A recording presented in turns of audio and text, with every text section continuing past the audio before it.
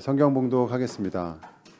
오늘 우리에게 주신 하나님의 말씀은 빌립보서 신약성경 빌립보서 1장 6절 말씀입니다.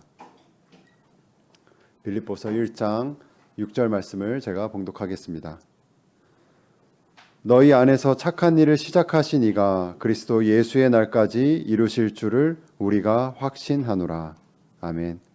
여러분 잘 지내셨어요? 또 수요일이 왔습니다. 수요일 날은 제가 이제 좋아하는 성경 구절을 한 구절씩 소개해드리는 그런 시간이 됐는데, 좀 편안한 마음으로 여러분 들으셔도 될 것 같아요. 제가 어떻게 보면 간증은 아니지만 제가 받은 은혜를 그냥 나누는 그런 시간이라고 생각하시면 됩니다. 뭐 편안하게 저도 이렇게 겉옷 안 입고 그냥 여름에 더우니까 이런 복장으로 나왔습니다. 여러분 양해를 부탁드리고요.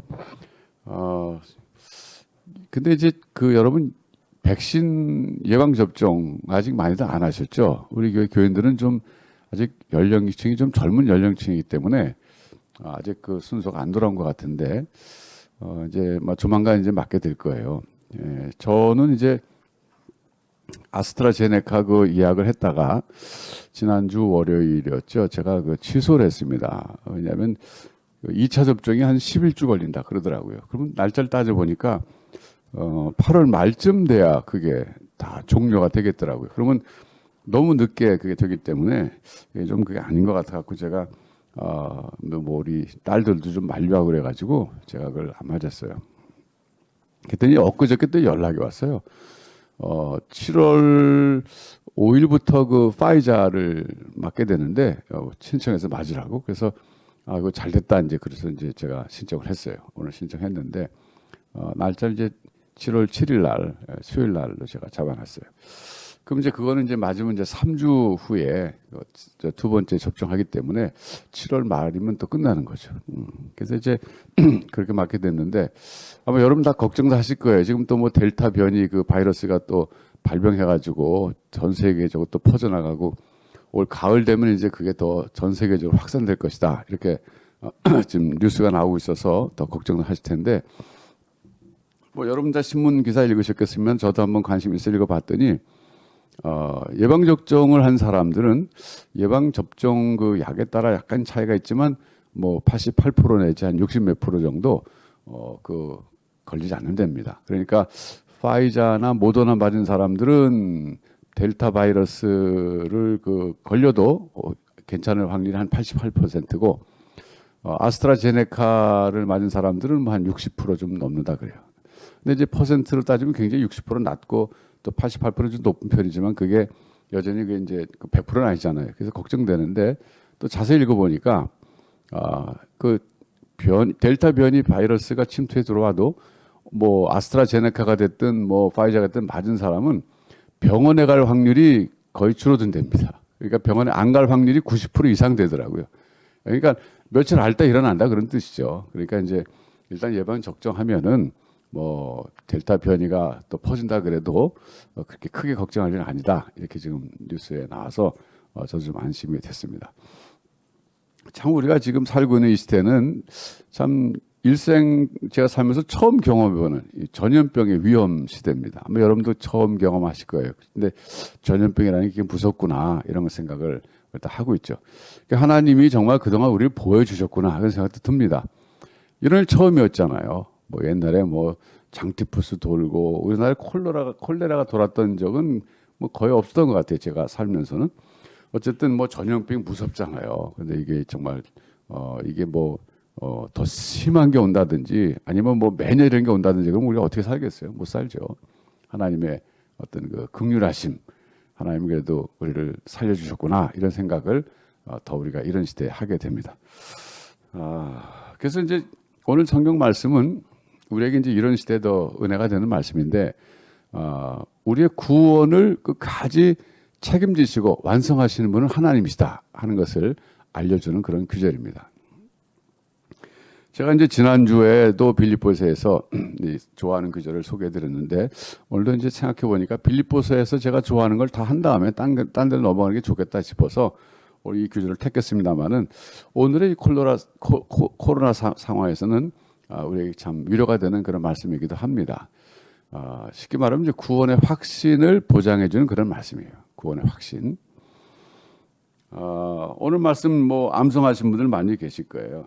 착한 일, 우리 속에 착한 일을 시작하신 이가 그리스도 예수의 날까지 이루실 줄을 확신한다. 그런 말씀입니다. 그러니까 정확하게 이제 오늘 개역 개정을 제가 다시 한번 읽어드리면 너희 안에서 착한 일을 시작하신 이가 그리스도 예수의 날까지 이루실 줄을 우리는 확신하노라 그랬어요. 자, 여기서 이제 키워드는 착한 일입니다. 저는 일단 착한 일을 구원으로 보는 거죠. 그러면 아마 그렇게 생각하시는 분이 계실 거예요. 아니 목사님 그게 꼭 구원이라고 보는 어떤 근거가 있습니까? 그냥 착한 일은 뭐 그냥 뭐 다양하게 여러 가지 볼 수 있지 않겠습니까? 이제 그렇게 질문을 하실 수 있는데 그 질문에 대해서 답을 드린다면 저는 이걸 구원이라고 보는데 그 근거는 뭐냐면 그 다음에 있는 말 때문에 그렇습니다. 그리스도 예수의 날까지 이루신다. 이 표현 때문에 그래요. 여러분 그리스도 예수의 날이 언제입니까? 재림의 날입니다. 그날은 양면성을 띠는 날인데 즉 구원과 심판이 동시에 일어나는 그런 날입니다. 그러니까 하나님께서 구원하시기를 원하시는 사람들에게는 구원의 날이지만 하나님이 심판하시기를 원하시는 사람들에게는 심판의 날입니다. 그러니까 여기서 말하는 그리스도 예수의 날까지 이루신다는 건 뭡니까? 그 착한 일을 끝까지 그날까지 하나님 완성하신다 그런 뜻이잖아요. 이런 문맥에서 보면 이 착한 일은 구원밖에 없어요. 그래서 저는 구원이라고 보는 겁니다. 근데 이제 저만 구원이라고 보는 게 아니라 여러 사람들이 성경을 연구하는 많은 사람들이 이것을 구원으로 봐요. 그래서 이제 이것은 결국 무슨 얘기냐면 여기서 그 주목해야 할 단어가 뭐냐면 이 착한 일을 시작하신 분이 누구신가 그걸 봐야 돼요. 오늘 여기 나오잖아요. 너희 안에서 착한 일을 시작하신 이 누굽니까? 착한 일을 시작하신 분이 내가 아니라 하나님이시라 그런 뜻입니다.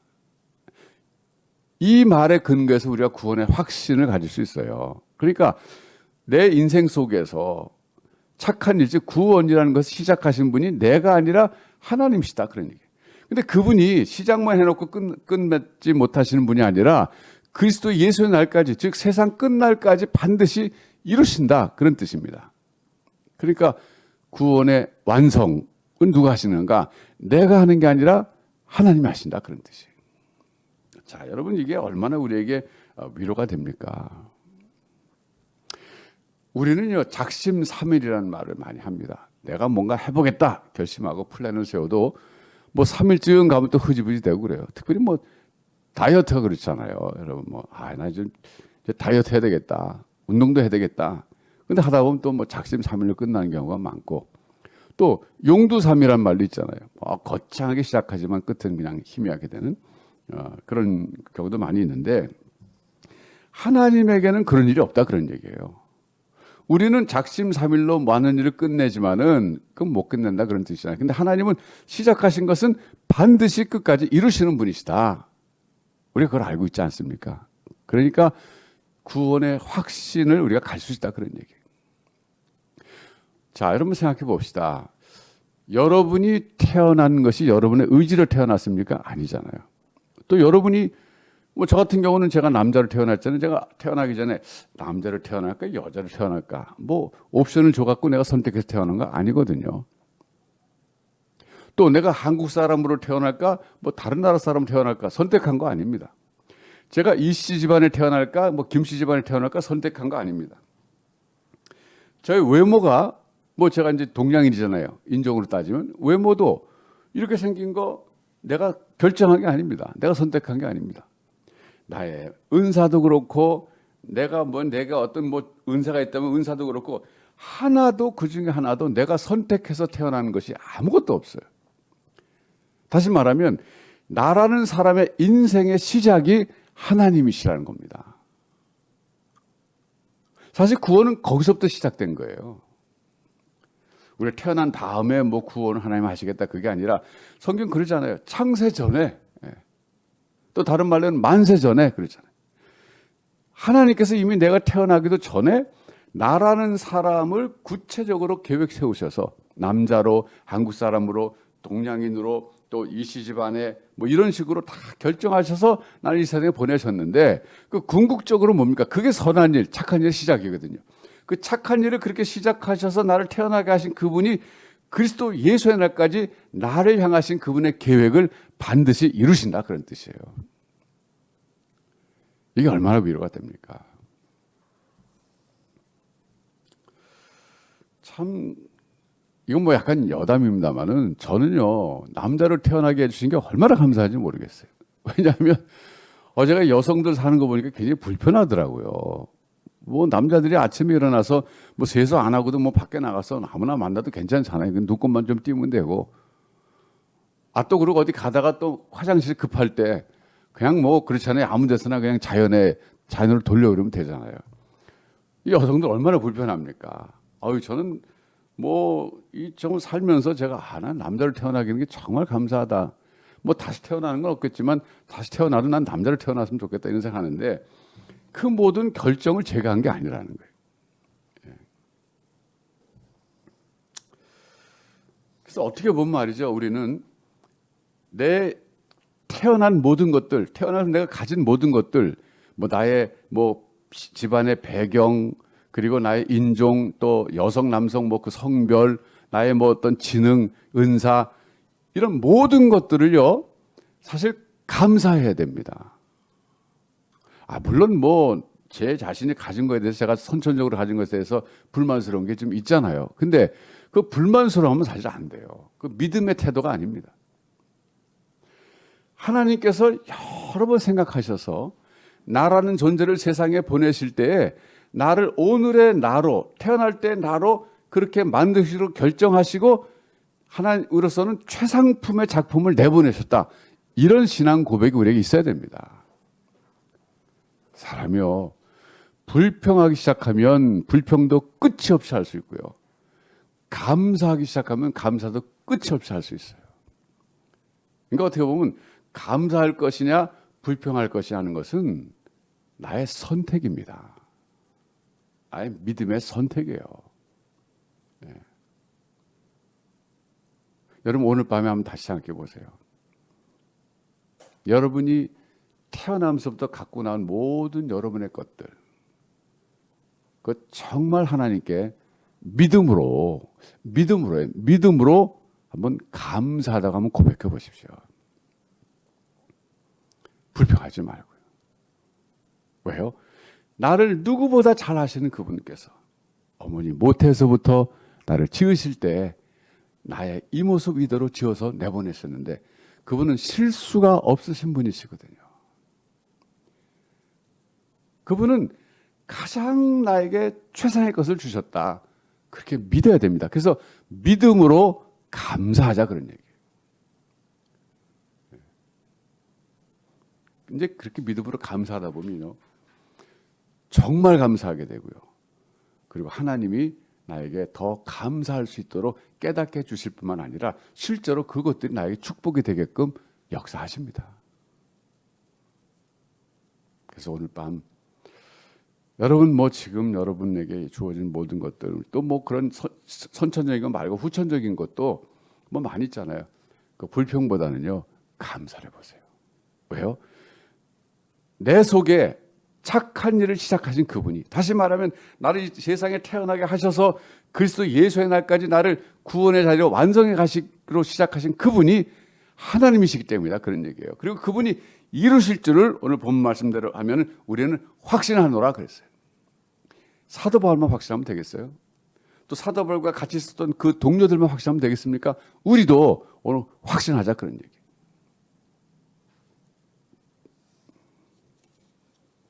자, 여러분 그러죠. 그래서 이제 구원의 확신을 우리가 갖게 되는 건 참 좋은데 한 가지 더 생각할 것이 있어요. 그게 뭐냐면 구원에 대한 폭넓은 이해가 필요해요.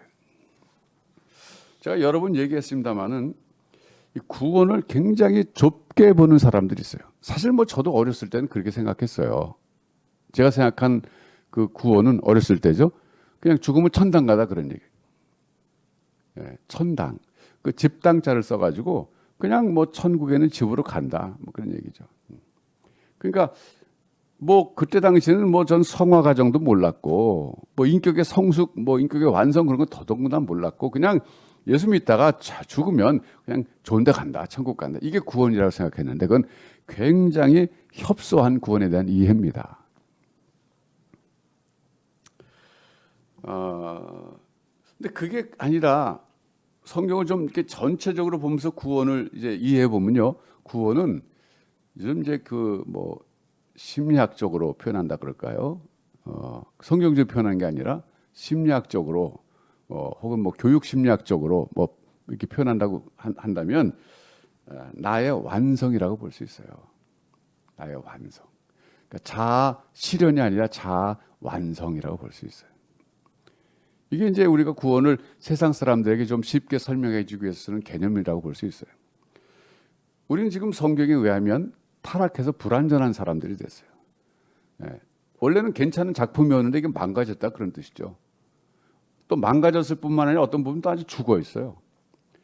이것을 다시 살려내고 다시 고쳐서 완전히 새롭게 회복시켜서 완성에 이르게 하는 것이 이것이 구원이다 그런 뜻이에요. 여러분 그 어떤 분이 옛날에 그랬어요. 뭐 자기는 이 목걸이처럼 하는데 여기다 종이에 써가지고 뭐 작업 중, 뭐 공사 중 이렇게 써서 다니고 싶다 그런 말을 한 얘기 제가 들었어요. 어느 설교자가 한 얘기죠. 예. 그러니까 공사 중이나 그런 말 있잖아요. 우리 길거리 가다 보면 그 써놨잖아요. 공사 중. 그 완성이 안 됐다는 뜻이잖아요.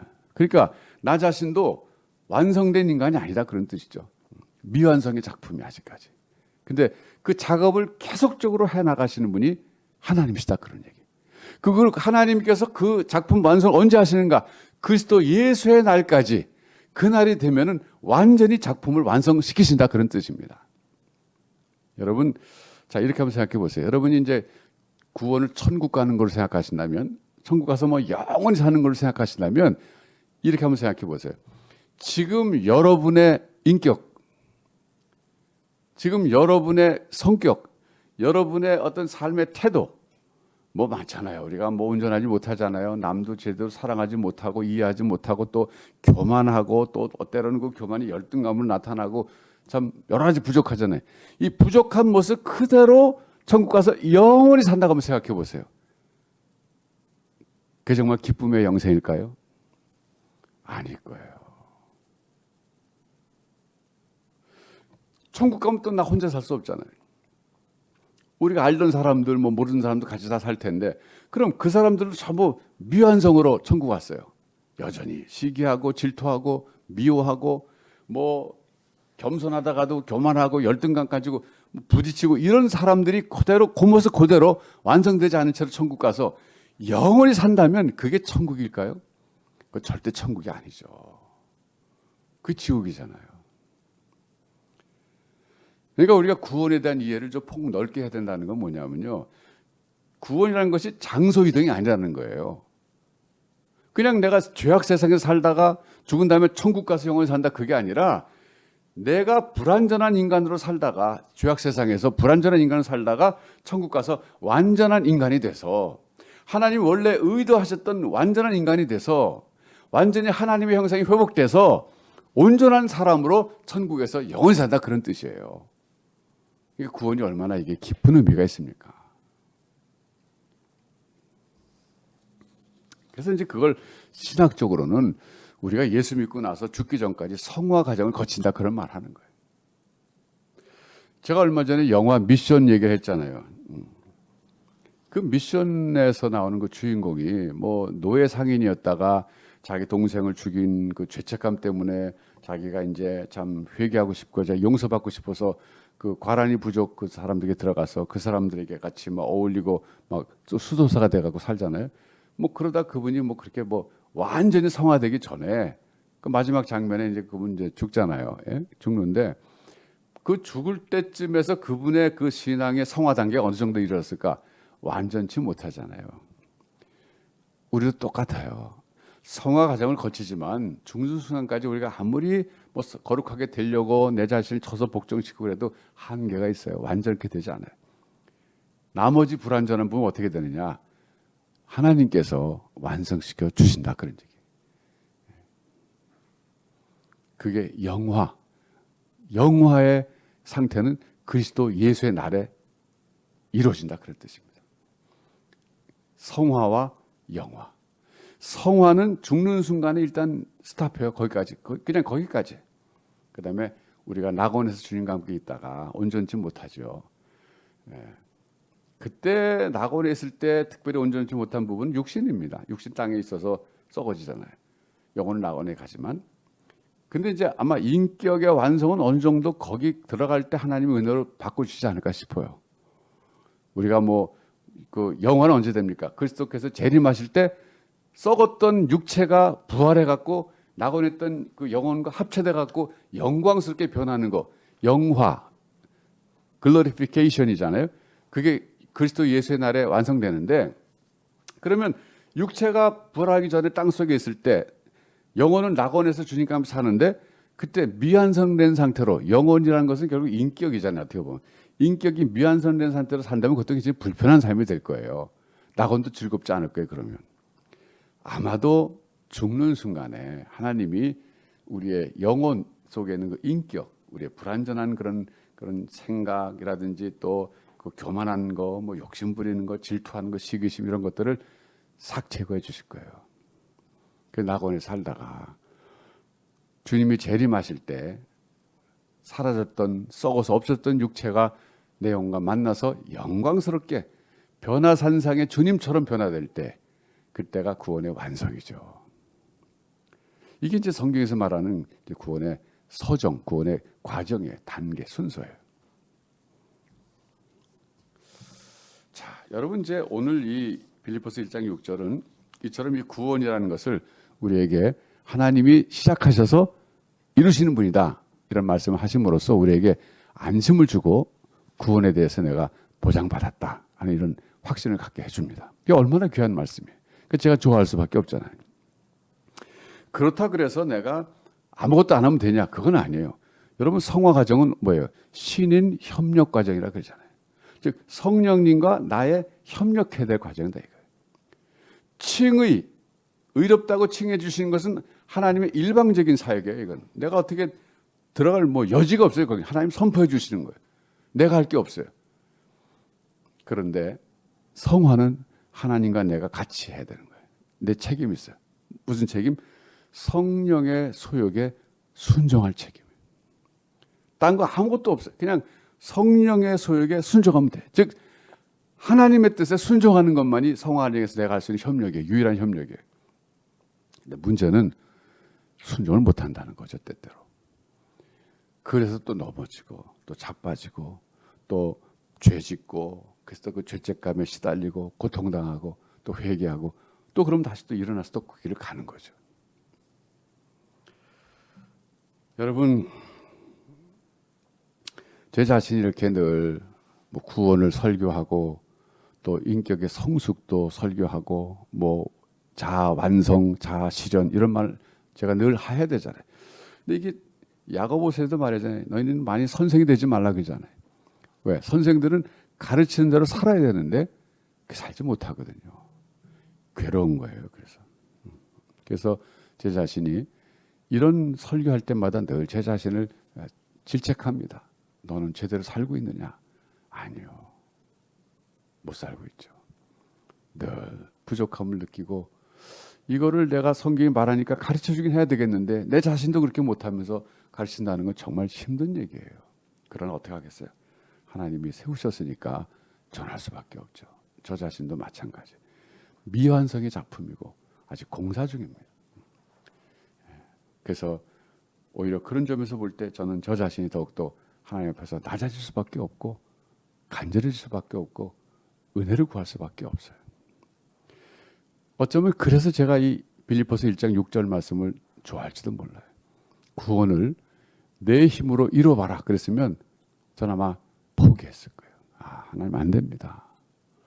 놀랍게도 오늘 성경 말씀은 구원은 내가 시작한 것이 아니다. 하나님이 시작하셨다는 거예요. 내 인생의 시작도 내가 한 것이 아니라 하나님이 하셨다는 거예요. 내가 이 땅에 선택해서 태어난 것이 아니라 하나님이 태어나게 하신 거라는 거예요. 내 인생은 그러므로 처음부터 하나님 계획 속에, 하나님 손 안에 들어있다, 그런 얘기입니다. 여러분, 지금 인생의 이 순간을 지나면서 뭐 외적으로는 코로나라는 환경이지만 어려운 환경이잖아요. 또 뭐 내적으로 정신적으로 여러 가지 사업이라든지 경제적으로 뭐 관계적으로 어려울 수 있어요. 그런데 여러분 이렇게 생각하세요. 근본적으로 여러분이 이 땅에 태어나서 살게 된 그 시작은 여러분의 선택이 아니라 하나님의 선택이에요. 그리고 오늘 성경 말씀이 이렇게 얘기하는 거예요. 너희 속에 착한 일을 시작하신 이가. 이 말은 뭐냐면 너를 이 세상에 보내신 그분이, 태어나게 하신 그분이 그리스도 예수의 날까지 너를 붙잡고 갈 것이고, 그리고 끝까지 너를 향한 구원의 계획을 이루실 것이다. 이 말씀입니다. 여러분 낙심하지 마세요. 어떤 순간에도 하나님을 붙잡으세요. 여러분 자신을 믿을 수 없어요. 저도 저 자신을 믿을 수 없어요. 그러나 하나님을 믿어야 됩니다. 여러분 가정에 뭐 자녀들도 있고 뭐 또 남편 아내 다 여러분 자신 외에 가까운 사람들 참 힘들어하고 그런 경우도 있을 수 있어요. 그때 그들을 위해서 기도하세요. 하나님, 착한 일을 시작하신 내 자녀의 삶 속에서, 내 남편의 삶 속에서, 내 아내의 삶 속에서 그리스도 예수의 날까지 하나님이 역사하셔서 이루실 줄을 믿습니다. 고백하시면서 기도하시고 여러분 힘내시기 바라요. 오늘 이 말씀 제가 정말 좋아하는 말씀 이전에 여러분들과 나눴습니다. 기도하겠습니다. 하나님 아버지 감사합니다. 오늘 빌립보서 1장 6절 말씀이 이 코로나 시절뿐만 아니라 우리 인생을 살아가는 어떤 상황에서도 위로가 되는 말씀으로 주신 것 감사합니다. 나의 구원이라는 것이 결국 내가 이 세상에 태어나서 살게 된 것이 시작인데 그 시작하신 분이 하나님이신 것. 내가 세상에 나온 것이 나의 선택이 아니라 나의 결정이 아니라 하나님의 선택이고 하나님의 결정이라는 사실을 다시 한번 일깨워 주시면서 나의 삶이 나에게 달려있는 것이 아니라 하나님에게 달려있음을 다시 한번 깨닫게 하시니 감사합니다. 나 자신을 바라보면 절망적일 수밖에 없고 낙심할 수밖에 없고 주저앉을 수밖에 없지만 믿음의 고개를 들어서 하나님을 바라볼 때 하나님이 새롭게 힘주셔서 일어나게 주실 줄로 믿습니다. 나 자신에 대해서 실망한다 할지라도 내 자녀에 대해서 내 남편에 대해서 내 아내에 대해서 실망한다 할지라도 낙심하지 말게 해주시고 나 자신을 위해서뿐만 아니라 내 가까운 사람들을 위해서 하나님 앞에 믿음의 기도를 함으로써 하나님이 이루실 것을 믿고 기도함으로써 승리하며 일어나는 우리 모두가 되게 하여 주옵소서. 우리 속에 착한 일을 시작하신 하나님께서 그리스도 예수의 날까지 이루실 것을 생각하며 모든 영광을 하나님께 올려드립니다. 예수님의 이름으로 기도하옵나이다. 아멘.